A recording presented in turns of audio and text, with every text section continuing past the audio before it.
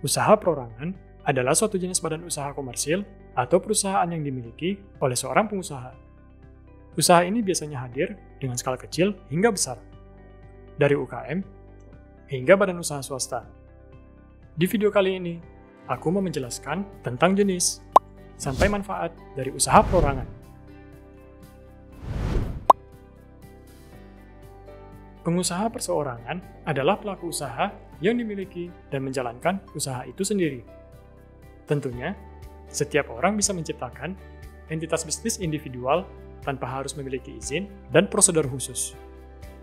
Ciri-ciri dari perusahaan perorangan sendiri adalah usaha dimiliki oleh perseorangan, pengelolaannya sangat sederhana, modal yang dikeluarkan tidak besar, kelangsungan bisnis bergantung kepada pemiliknya sendiri, dan nilai penjualan dan nilai tambah produksi relatif kecil. Usaha perseorangan dari segi manajemen, usaha perseorangan terbagi menjadi dua bagian, yaitu usaha ekonomi yang dikelola secara mandiri dan ada yang secara berkelompok. Untuk usaha kelompok dilakukan jika perusahaan sudah berskala besar. Berikut 4 contoh usahanya. Yang pertama, firma. Bidang ini pada umumnya dikelola oleh 2 orang, di mana pelaku usaha sudah mengenal satu sama lain, atau bisa juga sudah bersahabat. Setiap anggotanya memiliki tanggung jawab dan kewajiban masing-masing atas nama firma yang dijalankan. Kedua, persekutuan kompetitor, yang biasa dikenal dengan istilah CV, dibangun oleh 2 orang atau lebih yang di dalamnya terdapat sekutu aktif dan sekutu pasif.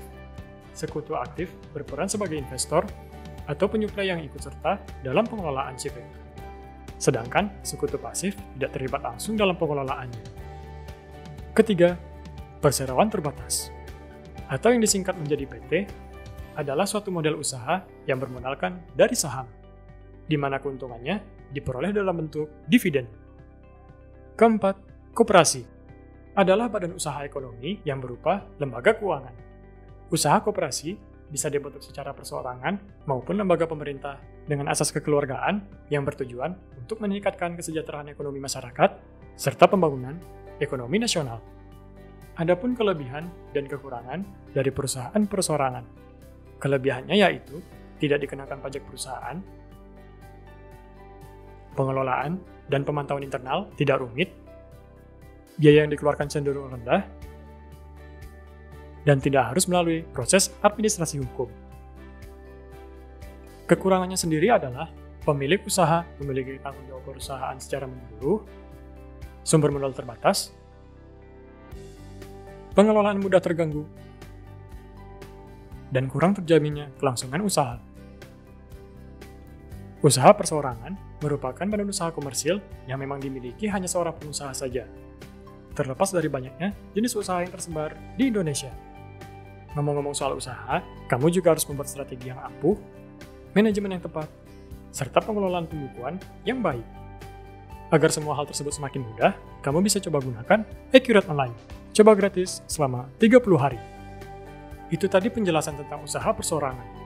Mulai dari jenis, contoh, hingga benefitnya.